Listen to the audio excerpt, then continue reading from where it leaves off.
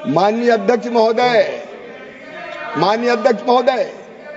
एक सम्मानीय प्रधानमंत्री जी हुए थे जो कहते थे मैं क्या करूं, 1 रुपया भेजता हूं, 15 पैसे पहुंचते। सेम। लेकिन मोदी जी मजबूर प्रधानमंत्री नहीं है, मजबूत प्रधानमंत्री है।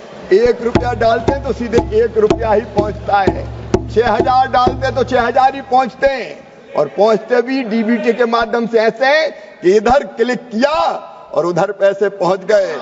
बिहार के मित्र यहां बैठे, अभी भागलपुर में माननीय अध्यक्ष महोदय, गिरिराज जी आप भी मंच पर थे, हम लोग मंच पे बैठे, प्रधानमंत्री जी ने क्लिक किया और वह मोबाइल के साथ दिखा रहे थे, आ गया। ये चमत्कार हुआ है। माननीय अध्यक्ष महोदय, किसान सम्मान निधि ने छोटे किसानों की जिंदगी बदलने का काम किया है, और केवल इतना ही नहीं, उत्पादन की लागत घटाने के लिए माननीय अध्यक्ष महोदय, फर्टिलाइजर पर मैं सब्सिडी की बात करना चाहता हूं। फर्टिलाइजर पर सब्सिडी माननीय अध्यक्ष महोदय कितनी थी, बड़ी बात कर रहे थे, खाद महंगा हो गया, खाद की कीमत बढ़ गई। माननीय अध्यक्ष महोदय, 13-14 तक फर्टिलाइजर की सब्सिडी कुल थी 71,280 करोड़, वो बढ़ते 2022-23 तक हो गई। जब प्रधानमंत्री नरेंद्र मोदी बने, आपकी सरकार थी 71,280 करोड़, और मोदी जी प्रधानमंत्री थे तो 2,54,799 करोड़ रुपया उर्वरक सब्सिडी। और मैं बताना चाहता हूं, आप माननीय अध्यक्ष महोदय खाद की कीमत के बारे में बात कर रहे थे, अब मैं बताना चाहता हूं, धैर्यपूर्वक सुन लें, मैं बताना चाहता हूं माननीय अध्यक्ष महोदय, 2010-11 में डीएपी का बैग 507 रुपया में मिलता था, 507 रुपया प्रति बोरी। यूपीए की सरकार थी, 2011 में इन्हें बढ़ा के कर दिया 887.46 रुपया। कौन ने बढ़ाया? हमने नहीं बढ़ाया, यूपीए की सरकार ने बढ़ाया। और 2012-13 में अध्यक्ष महोदय, आपके माध्यम से पूरे देश के किसान सुन ले, ये यूपीए की सरकार थी जिसने बढ़ा के कर दी डीएपी की बोरी 1315 रुपया। कौन ने खाद की कीमत बढ़ाई? क्या खाद की कीमत हमने बढ़ाई? माननीय अध्यक्ष महोदय, आज मैं गर्व से कहना चाहता हूं, प्रधानमंत्री नरेंद्र मोदी जी ने तय किया कि खाद की कीमत नहीं बढ़ेगी। किसान के लिए अंतर्राष्ट्रीय बाजार में कीमतें चाहे कितनी भी बढ़ जाए, और ये मंत्रिमंडल के अनेकों मेरे मित्र बैठे, हमने एक बार नहीं 3-3 बार स्पेशल पैकेज किसान को दिए। हम डीएपी की एक बोरी 1350 रुपया में ही देंगे, 1 नया पैसा किसान का नहीं बढ़ने देंगे। ये कौन ने किया? आप बढ़ाते थे, हमने क्या नहीं बढ़ेगी। माननीय अध्यक्ष महोदय, आंकड़ा है, ये हर साल कीमत बढ़ाने वाले हमसे बात कर रहे हैं। माननीय अध्यक्ष महोदय, 1350 रुपया प्रति बैग और 266 रुपया में, माननीय अध्यक्ष महोदय, 266 रुपया में यूरिया का एक बैग अगर किसान को कोई दे रही है तो नरेंद्र मोदी जी की सरकार दे रही है। 1 पैसा हमने नहीं बढ़ने दिया, और इसीलिए उर्वरक पर सब्सिडी लगातार बढ़ती चली गई। जैसे मैंने कहा कि 2,54,000 करोड़ रुपया तक एक साल में सब्सिडी देने का काम किया है, और ये मोदी जी का वचन है, कमिटमेंट है कि हम किसान को महंगी खाद नहीं खरीदने देंगे किसी भी कीमत पर। हमने उत्पादन की लागत घटाने के लिए कदम उठाए। माननीय अध्यक्ष महोदय, प्रधानमंत्री किसान मानधन योजना बनी किसानों के लिए, बुढ़ापे का सहारा ये योजना बन रही है, ताकि 3,000 रुपया महीना उनको हर महीने बुढ़ापे के बाद पेंशन मिल सके। 10,000 किसान उत्पादक संगठन बने, और उन एफपीओ में से कई बहुत बेहतर काम कर रहे हैं। समय के अभाव में उसके विस्तार में मैं नहीं जा रहा। इनाम नाम की हमने व्यवस्था की, कृषि बाजार की, ताकि एक स्थान पर बैठे बैठे किसान ये पता कर ले कि दूसरे शहर में चीजों के दाम कितने हैं, और वो ऑनलाइन ही अपना व्यापार कर सके और ठीक दाम लाभकारी मूल्य प्राप्त कर सके। माननीय अध्यक्ष महोदय, एक नहीं बात हो रही थी एमएसपी की, न्यूनतम समर्थन मूल्य की, मैं इस पे भी चर्चा करना चाहता हूं। माननीय अध्यक्ष महोदय, कांग्रेस किस्मों से बात करती है 50% प्रॉफिट। जब स्वामीनाथन आयोग ने ये बात, स्वामीनाथन कमेटी ने ये बात कही, तो मेरे पास नोट है माननीय अध्यक्ष महोदय, इनका कैबिनेट नोट और एफिडेविट दिया इनने, और ये कहा कि किसी भी कीमत पर 50% लागत पर मुनाफा जोड़ के एमएसपी नहीं दी जा सकती। उस समय के एक एक नहीं, तीन तीन मंत्रियों ने, कांतिलाल भूरिया जी, आदरणीय श्रीमान शरद पवार जी, केबी थॉमस जी, हर एक के जवाब सदन में। माननीय अध्यक्ष महोदय, कैबिनेट नोट में यह कहा जाता 2010 में यूपीए की सरकार ने काउंटर प्रोडक्टिविटी का हवाला देते हुए स्वामीनाथन आयोग की इस प्रमुख सिफारिश को खारिज कर दिया और तर्क दिया कि यह बाजार को विकृत कर देगा, बाजार को विकृत कर देगा, किसान को पैसा मिलेगा तो बाजार विकृत हो जाएगा। आज मैं गर्व के साथ कह रहा हूं, लागत पर 50% मुनाफा देके 2019 में प्रधानमंत्री नरेंद्र मोदी जी ने यह चमत्कार किया कि लागत पर 50% मुनाफा घोषित करके ही एमएसपी दी जाएगी। माननीय अध्यक्ष महोदय, मैं यूपीए का और कांग्रेस का सच उजागर करना चाहता हूं। मंत्री जी, एक मिनट, एक मिनट। जयप्रकाश जी, ये सदन है, हर विषय पर आपने बोल लिया ना अपना भाषण।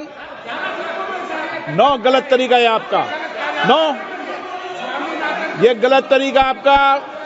बैठ जाइए प्लीज, बैठ जाइए। माननीय अध्यक्ष महोदय, जो सच है वो मैं कहूंगा, विनम्रता के साथ कहूंगा, लेकिन दृढ़ता पूर्वक कहूंगा। आज मैं सच को उजागर करना चाहता हूं कि जब यूपीए की सरकार थी, धान पर एमएसपी A2 प्लस FL लागत थी 961 रुपया और इनने घोषित की 1310 रुपया, केवल 36% मुनाफा मिला। ज्वार पे केवल 18%, रागी पे केवल 12%, मूंग पे केवल 19%। लेकिन ये नरेंद्र मोदी जी की सरकार जो कम से कम 50% लागत पर जोड़ के लाभकारी मूल्य देने का काम करती है। और माननीय अध्यक्ष महोदय, खरीदी की बात भी ये देख लें, खरीदी पर काफी बात हुई अभी, कौन ने कितना खरीदा ये आंकड़े गवाह हैं। माननीय अध्यक्ष महोदय, मैं एक एक फसल की एमएसपी पढ़ के आपका समय नहीं लेना चाहता, लेकिन मैं बताना चाहता हूं। माननीय अध्यक्ष महोदय, ये मेरे पास सरकारी खरीद के, आप कहते हैं एमएसपी पे खरीद नहीं हो रही, खरीद नहीं हो रही, खरीद नहीं हो रही, कौन ने खरीदी की? माननीय अध्यक्ष महोदय, धान 2004 से 14 तक खरीदी गई केवल 45 करोड़ 90 लाख मीट्रिक टन, और हमने खरीदी 75 करोड़ 74 लाख मीट्रिक टन। ये मोदी सरकार ने खरीदने का काम किया। गेहूं इनने खरीदे 22 करोड़ 54 लाख मीट्रिक टन, हमने खरीदे 30 करोड़ 57 लाख मीट्रिक टन। और दलहन की बात की जा रही थी अभी, माननीय अध्यक्ष महोदय, केवल 6,29,000 मीट्रिक टन दलहन 4 से 14 तक खरीदी गई। और मुझे बताते हुए गर्व है, 1 करोड़ 72 लाख मीट्रिक टन अगर दलहन खरीदा तो इस सरकार ने खरीदने का काम किया। तिलहन आपने 47 लाख मीट्रिक टन खरीदा, हमने 1 करोड़ 21 लाख मीट्रिक टन खरीदा। वाणिज्यिक फसलें आपने 45 लाख मीट्रिक टन खरीदी, हमने 63 लाख 81 हजार मीट्रिक टन खरीदी। और ओवरऑल अगर देखें तो 69 करोड़ 87 लाख मीट्रिक टन आपने खरीदी, 110 करोड़ 40 लाख मीट्रिक टन मोदी जी की सरकार ने खरीदने का चमत्कार किया है। और इसको अगर रुपयों में परिवर्तित करें तो 10 साल में आपने खरीदी की धान की 4,44,000 करोड़ की, हमने 14,08,000 करोड़ की खरीदी। अध्यक्ष महोदय, गेहूं 2,56,000 आपने खरीदा, हमने 5,65,000 करोड़ का खरीदा। आपने 1,900 करोड़ का दलहन खरीदा, हमने 93,000 करोड़ का खरीदा। आपने 9,000 करोड़ का तिलहन खरीदा, हमने 62,000 करोड़ का खरीदा। माननीय अध्यक्ष महोदय, आंकड़े गवाह हैं, ओवरऑल 7,41,000 करोड़ की खरीदी आपके 10 साल में हुई, लेकिन हमने 22,78,38,000 करोड़ की खरीदी करके दिखाई है। कौन खरीदता मैं पूछना चाहता हूं। माननीय अध्यक्ष महोदय, एमएसपी पर भी अगर ठीक दाम देने का और खरीदने का चमत्कार किया तो नरेंद्र मोदी जी की सरकार ने किया। और केवल इतने नहीं है माननीय अध्यक्ष महोदय, इसके अतिरिक्त भी किसान को ठीक दाम मिले, इसलिए हमने पीएम आशा योजना बनाई। पीएम आशा योजना, और पीएम आशा योजना के अंतर्गत माननीय अध्यक्ष महोदय हमने तय किया कि हमारी जो दलहन और तिलहन की फसलें, अनुसूचित दलहन की फसलें, तिलहन की फसलें, खोपरा की फसलें, पहले तिलहन की कितनी फसलें खरीदी जाती थी, अभी महाराष्ट्र की बात हो रही थी। माननीय अध्यक्ष महोदय, महाराष्ट्र सहित पूरे देश में पहली बार 19 लाख मीट्रिक टन से ज्यादा सोयाबीन खरीदने का चमत्कार किया है। तो इस सरकार ने किया है न्यूनतम समर्थन मूल्य पर, न्यूनतम समर्थन मूल्य पर। और केवल महाराष्ट्र में नहीं किया, हमने कर्नाटक में भी खरीदा है, कर्नाटक में भी सोयाबीन खरीदा गया है। माननीय अध्यक्ष महोदय, 18 लाख मीट्रिक टन मूंगफली अगर खरीदी है तो नरेंद्र मोदी जी की सरकार ने खरीदी है पीएम आशा योजना के अंतर्गत। और माननीय अध्यक्ष महोदय, कोई भी राज्य हो, हमने भेदभाव नहीं किया। अगर कर्नाटक ने कहा कि खरीदी की समय सीमा हमारे लिए बढ़ाएं तो हमने कर्नाटक के लिए भी बढ़ाई। अगर महाराष्ट्र ने कहा तो महाराष्ट्र के लिए भी बढ़ाई। और मैं आपके माध्यम से आश्वस्त करना चाहता हूं, किसान को लाभकारी मूल्य देने में, एमएसपी देने में मेरी सरकार, मोदी जी की सरकार कोई कसर नहीं छोड़ेगी। माननीय अध्यक्ष महोदय,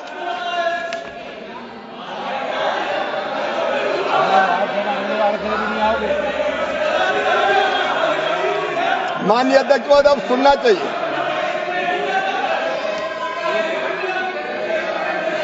मैंने जो बताया है माननीय अध्यक्ष महोदय, मैं जो कहता हूं सच ही कहता हूं, सच के सिवाय कुछ नहीं कहता। ये आंकड़ों के साथ मैं बता रहा हूं, यह खरीदा गया है। और इसके बाद आप प्याज की बात कर रहे थे, पूरे देश में मैं ये कह रहा हूं कि पूरे देश में पहली बार 20 लाख मीट्रिक टन सोयाबीन खरीदने का काम मोदी सरकार ने किया है।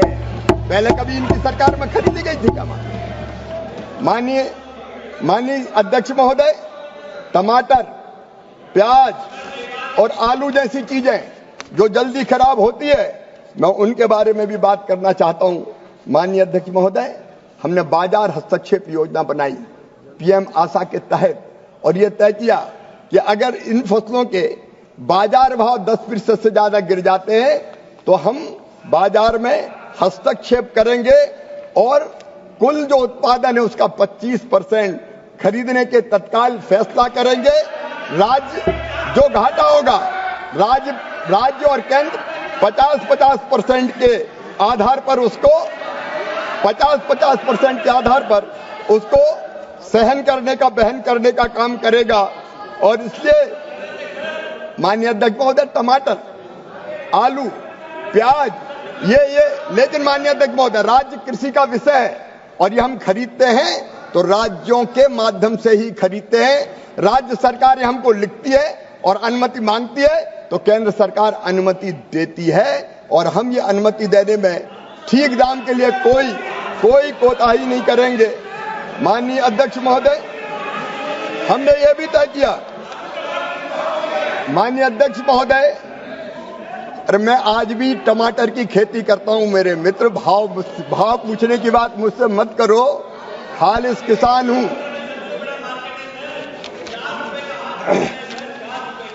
माननीय अध्यक्ष महोदय, इसके बीच में, और इसलिए माननीय अध्यक्ष महोदय,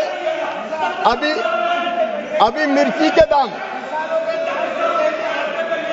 माननीय अध्यक्ष महोदय, अभी हरी मिर्च के दाम आंध्र में कम हो गए। मुख्यमंत्री जी आए, हमने चर्चा की और फिर यह तय किया कि 11,781 रुपया प्रति क्विंटल मिर्च खरीदने का काम किया जाएगा, और उससे बाजार भी स्थिर हुआ। 12,000 रुपये प्रति क्विंटल के ऊपर वह दाम चले गए। मैं ये इसलिए कह रहा हूं कि जब जब जरूरत पड़ती है माननीय अध्यक्ष महोदय, हमने एक और फैसला किया। एक बात अभी आई थी और मैं उस पर गंभीरता पूर्वक चर्चा करना चाहता हूं, अगर वास्तव में आप किसानों के हित चाहते हैं तो। माननीय अध्यक्ष महोदय, अगर हम देखते हैं कई बार कि किसान को अपने गांव में, अपने आसपास के शहर में दाम ठीक नहीं मिलते हैं, लेकिन वही उत्पादन अगर बड़े शहरों में चला जाता है तो महंगा बिकता है।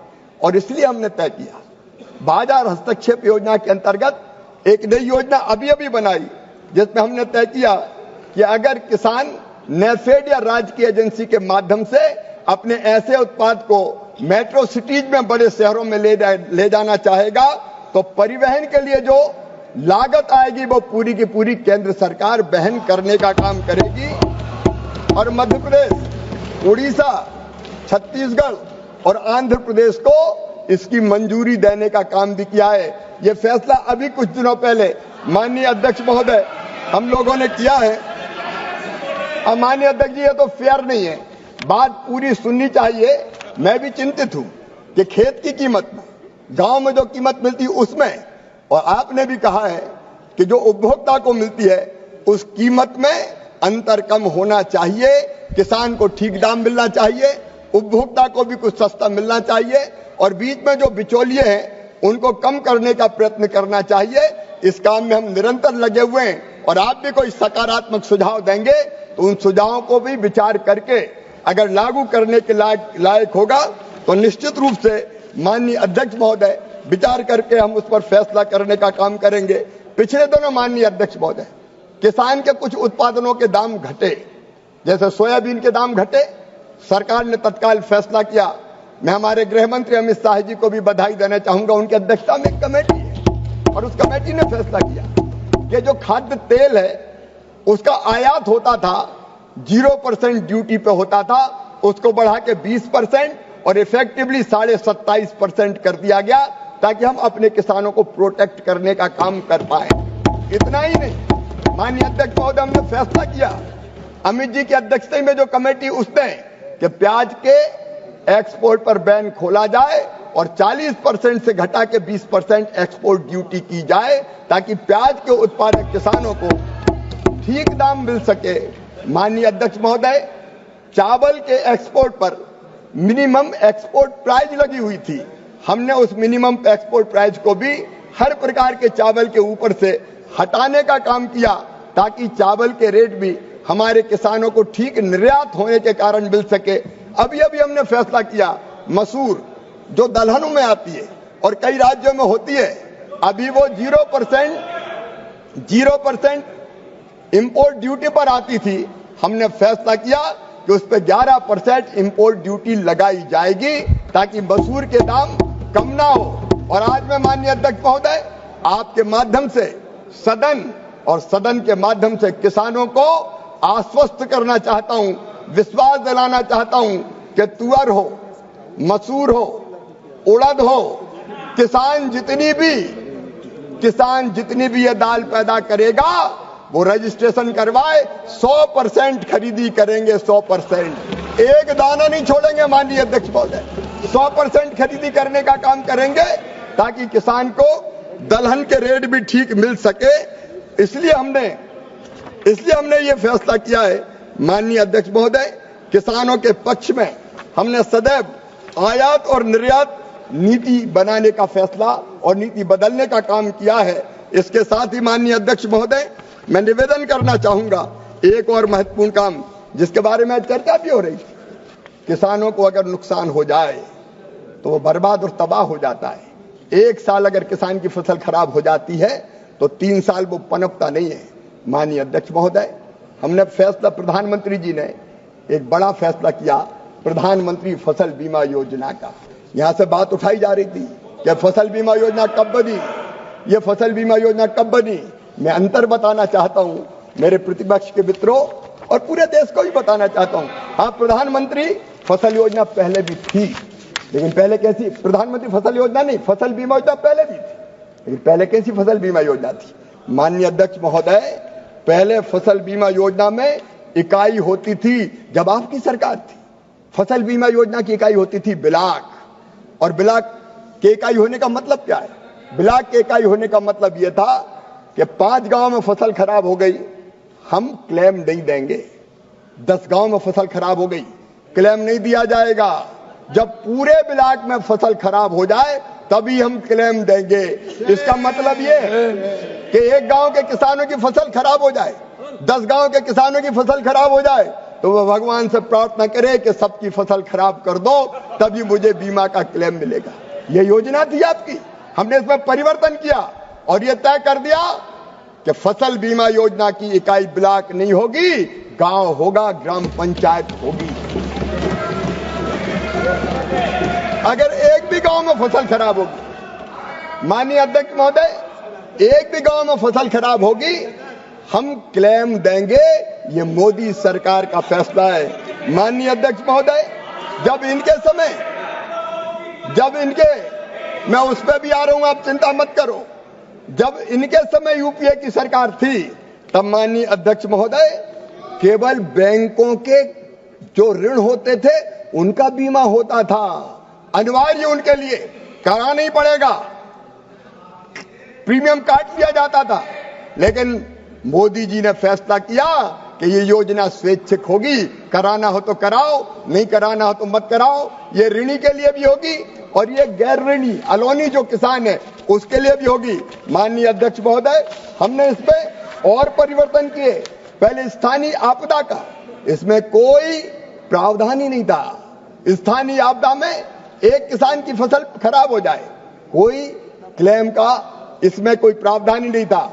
प्रधानमंत्री नरेंद्र मोदी जी ने, इस सरकार ने प्रधानमंत्री फसल बीमा योजना में स्थानीय आपदा का प्रावधान करके यह तय कर दिया कि एक भी किसान की फसल अगर खराब होगी तो क्षति की पूर्ति की जाएगी, उसको क्लेम दिया जाएगा। माननीय अध्यक्ष महोदय,